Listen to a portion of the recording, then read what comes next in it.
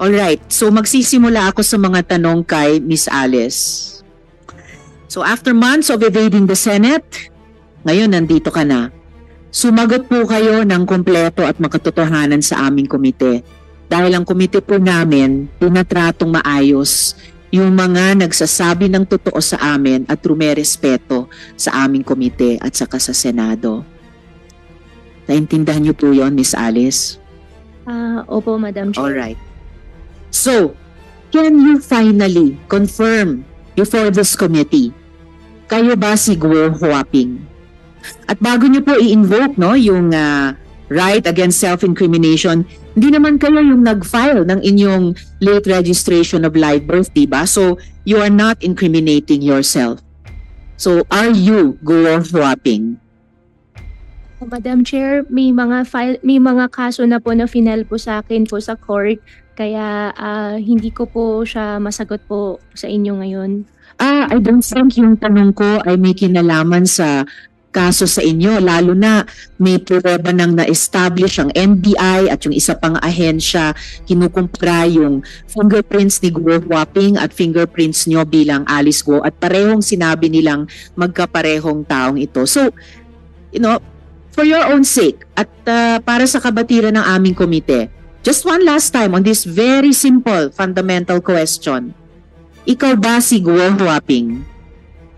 Madam Chair, hindi ko po kino-confirm at may kaso na po sa akin sinampa. Sasagutin ko po sa korte po. Madam Chair, may yes, Senjoro.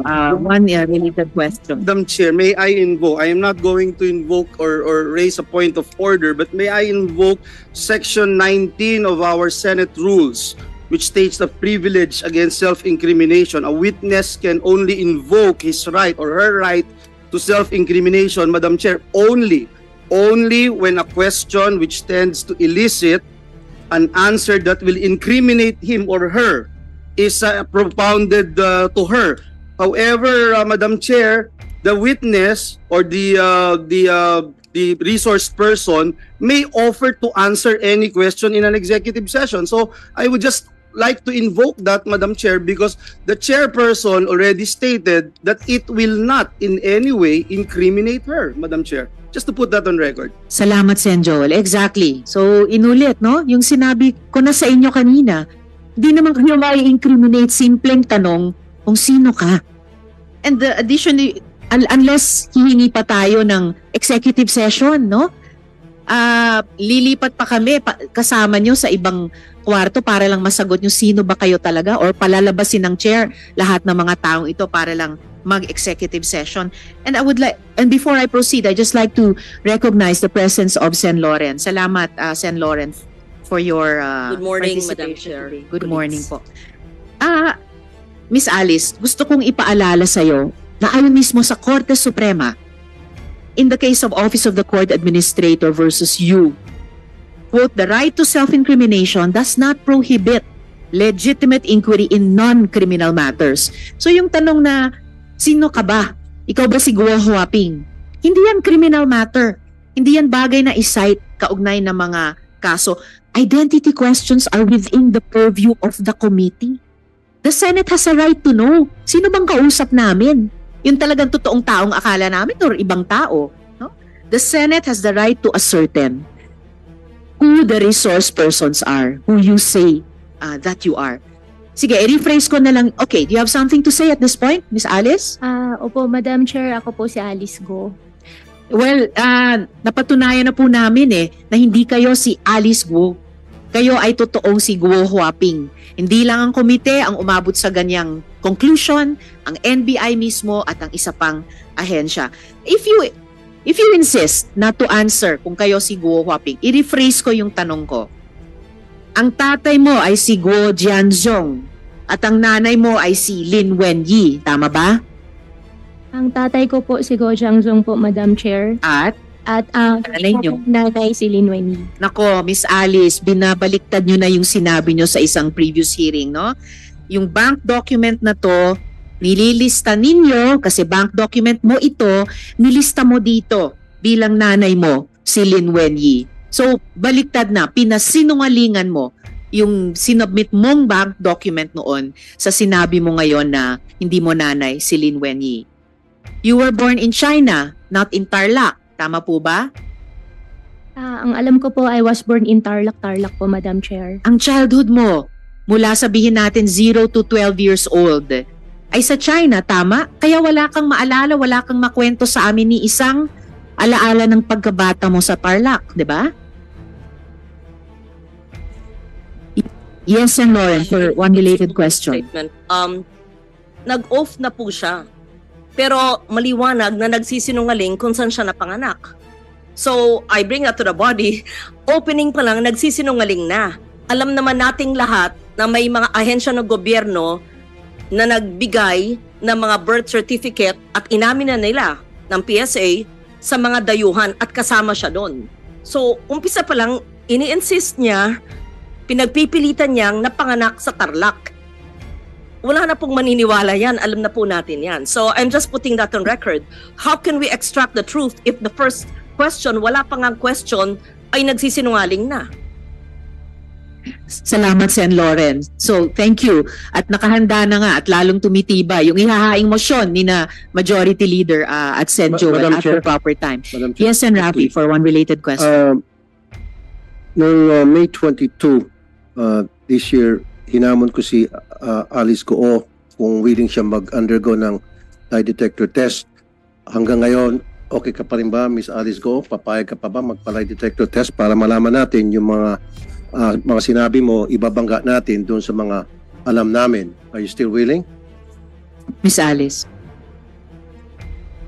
Madam Chair, pwede ko po i-consult po muna. Sino ang i-consult mo? Consult ko po sa lawyer po muna. Alright, you can do that during this hearing. Ay, thank you po. Balikan po namin yung tanong na iyon during this hearing. Thank Ngayon, you. yes, This is related. This is Senator, a related, related Madam Chair. question. Very related. Madam Chair, obviously itong ng basto sa Senado ay wala pa ring konsensya para magsalita ng katotohanan sa atin, Madam Chair. Yung simpleng tanong nyo kanina, Madam Chair, siya ba si Gua Huaping? Kahit po magsinungaling siya, hindi siya sumagot, kung ano-anong sabihin po niya sa atin, Madam Chair, ang NBI mismo ay nagkaroon ng fingerprints ni Alice Goo at nitong si Chinese National Gua Huaping at in-establish po doon na match and the same person si Gua Huaping at si Alice Goo. So ang tanong na lang siguro, Alice, ikaw ba naniniwala doon sa pagmamatch sa finger prints that match na ginawa nitong NBI na ikaw si Gua Huaping at si Alice Goo ay iisang tao? Miss Alice. Madam Chair, honestly po, hindi ko po alam kung paano po nangyari. Basta alam ko po si Alice Goo po. At pasensya na rin po kung hindi po kayo naniniwala. Ako sinasabi ko, as much as possible po, gusto ko rin pong sabihin po sa inyo lahat at sa mga magiging questions nyo rin po sa akin mamaya, may consideration lang din po ako sa safety ko rin po. Well, tatanungin ko rin kayo tungkol diyang sinasabi niyong safety nyo mamaya. Pero ibig sabihin din, bawat tanong namin ngayon, dahil paiksi na yung panahon, pasara na yung window of opportunity nyo, bawat tanong namin ay pagkakataon sa'yo magsabi na ng totoo at wag nang magsinungaling sa komiteng ito. Miss Alice. Short interjection. Yes, Senator Roy, for one related question. May ask from the chair kung pwede natin ipaklaro sa kanya ano yung safety consideration na sinasabi niya para maklaro tayo kasi kung palagi siya mag-invoke ng safety, hindi natin alam kung anong safety na sabi. Kung meron bang interesado sa buhay niya na isang malaking sindikato na siya ay papatahimikin o ano bang safety na sinasabi niya, Madam Chair? Miss Alice, tatanungin ko rin sana sa iyo yan mamaya ng konti. But briefly, simulan yung sagutin yung tanong ni Senator Roy. Ano ba yung sinasabi niyong safety na iyan? Tungkol po sa personal ko pong safety po. Kaya Okay. nga ano yun? Anong threat anong safety? So anong threat nakikita mo? May Para matulungan ka namin. Sige. death threat po. May Sino death threat. Sino? Hindi ko lang po may discuss po dito in public po. Why don't you May discuss it in dekreto. public? The people ought to know about it. May death threat po na may... Sino ang nagbabanta sa'yo sa buhay mo? Kung ayaw mo pang sagutin ngayon, Miss Alice, hindi kayo makakatakas sa tanong na yun. Tatanungin ko rin kayo dyan. Madam Chair, wala po din naman po akong plan po na takasan po yung question po. However po, meron lang din po talaga na safety concern po sa sarili ko po, na security concern po, na death threat po na minigay po sa akin. Kaya hindi ko lang po ma-discuss po sa public po. Madam, Yes, then, Miss Alice, nung nakita kayo ni Secretary Abalos, ang una mo sinabi kay Secretary Abalos, tulungan mo ako, Sec, may death threats ako. Sino ang nagbabanta sa'yo? sagutin mo na ng maiksi at diretso, Miss Alice. Opo. Sen, pasensya na po, hindi ko kasi masabi po in public. Kasi nga po, may safety problem nga po ako. Madam Chair, that answer is unacceptable as far as... It's unacceptable, Senjor. Pero, Parang sasagutin di na. ko may committee sa kanyang safety pag ganun. Wala namin kung binobola mo kami rito. Pagkatapos mo kaming bastusin, gaganyanin mo kami ngayon, sasagutin mo kaming ganyan, pagkatapos mo kaming bastusin, pagkatapos mo kaming takasan, sasabihin mo may death threat ka, tapos di mo masabi kung saan galing yung death threat mo, hindi mo masabi kung dito sa Pilipinas o sa abroad. Miss Alice, pinaalalahanan kita, you never raised security concerns to the committee before. Nito na lamang na aresto ka na at ibinalat dito. Tatanungin pa rin talaga kita dun sa sinasabi mong death threats na yan na ngayon lang namin narinig yan. Balikan ko lang muna yung kumbaga prejudicial question para sa amin, yung identity ninyo. You entered the country as Guo Huaping in 2003, correct? Ikaw ay 12 or 13 years old pa lamang noon, correct? Madam Chair, wala po akong record po niyan. Oh, speaking of records, have you ever had a Chinese passport? Ang alam ko po, Madam Chair, Filipino passport po. Filipino passport? Sa pagkaalam namin, nagkaroon ka ng Chinese passport, hindi mo lang ni-renew, nag-lapse yun. So, Alice Guo, alias Guo Huaping, Filipino ka ba? Opo, Filipino po ako, Madam Chair. Madam Chair, Yes, and Lauren, for thank you. one related question. Since yung sinabi po nyo, kung meron siyang passport na Philippine passport, sinabi niya meron siya. Tapatin lang tayo, sino ang nagbigay ng Philippine passport? Sino rin nag-issue ng kanyang Philippine birth certificate? Pag sinabi mo yon, we can protect you. Pag sinabi mo yung totoo, paano ka naging Pilipino, paano ka nagkaroon ng passport, then you're answering us properly, we can perhaps protect you. But if you keep on lying to us, you will sink in a web of lies. Hindi ka namin maprotektahan sa mga sindikatong naghahabol sa'yo.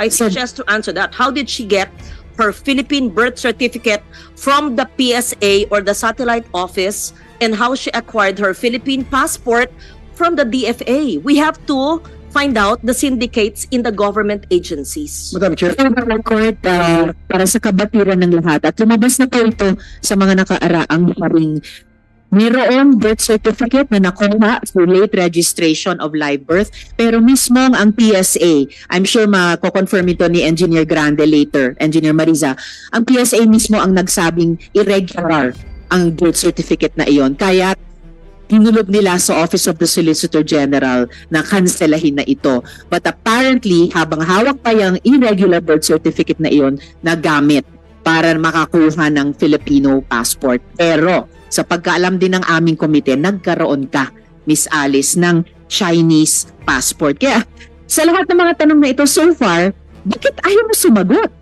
Wala namang self-incriminating sa mga tanong na ito. You are only being asked, in fact, you are only being asked about your previous answers to the committee. Yung mga previous documents na sinabit mo sa mga bangko na nakuha namin. So please stop being evasive. Stop being evasive before this committee. I-flash, ayan, finlash namin ulit yung dactyloscopy report ng NBI, no? Result of examination after a thorough examination and analysis, fingerprints of Guo Huaping, Ilin, and fingerprints of Guo Alice Ilial were found identical. Opinion, NBI to, in view of the foregoing, fingerprints of Guo Huaping, Ilin, and fingerprints of Guo Alice Ilial were affixed by one and the same person. isang tao lamang. Yun yung unang tanong ko sa inyo. Pero nagsinungaling pa rin kayo. Now, once and for all, Alice Guo, Elias Guo Huaping, I am giving you the opportunity to explain why you should not be cited in contempt for lying before this committee and for providing untruthful and evasive testimony. Miss Alice? Madam Chair, lumaki po ako, alam ko po ako ay isang Filipino. 1 minute suspension. Pahingi po sa mga kasama na a quick Sen. Rafi, if you will allow, I request you and all the colleagues, mag 1 minute suspension tayo, a quick discussion sa ating mga senador, kung maaari po. We are suspended for... Mabilis lang to sana, Madam Chair. Please, Sen. Rafi, and then please, we need to take a 1 minute suspension. Yes, Sen. Rafi. Malala ko yung sa previous hearings ng committee ninyo, nabanggit yung pangalan John Patrick Samson na supposed to be fixer na tumulong para ma-facilitate yung pagkakuha ng late registration, birth certificate hanggang passport ni Miss Alice Guo. Bakit hindi po natin siya inimbitahan? Salamat, Sen. Rafi. Actually, iimbitahin natin yung si John Samson sa susunod na pagdinig. Bahagi po siya ng tanong ko mamaya-maya sa ibang resource person natin. So let us... Last na po. Yes, please. Last na and before we suspend. Yung last hearing, merong sinulat si Sheila Go sa papel na sabi niya secretary. Hindi naman yun sa executive session. So pwede bang may divulge kung sino yung dalawang pangalan na sinulat na hindi nabanggit sa hearing ng mga senador? Mamaya po ay i-divulge din yung dalawang pangalang iyon, pero meron na pong isang related resource person sa dalawang iyon na nandito ngayong araw at siguradong matatanong natin. Thank you, Madam Chair. Salamat, Sen. Joel, before we suspend for 1 minute. To suspend the deliberation, and I already anticipating, Madam Chair, what is going to happen when we suspend the deliberation. And I'm just giving one chance again to Alice, Madam Chair, because this will help me decide in the as we suspend the hearing today to talk about your fate as a resource person. If it is true, Miss Alice, ako muna, Miss Alice. Miss Alice, pakinggan po ang senador. Ako muna, attorney, please. Attorney, sabi mo may death threat ka, pero ayaw mong sabihin kung saan nanggagaling yung death threat mo. Ni ayaw mong sabihin ba sa amin kung ito'y tawag o sulat o text? Kasi kung hindi ka totoong nagsasabing may death threat ka. Miss Alice. Opo, Sen, magsasabi po ako, wag lang po in public. May death threat ka ba? Meron po. Magsasabi po ako, wag lang po in public.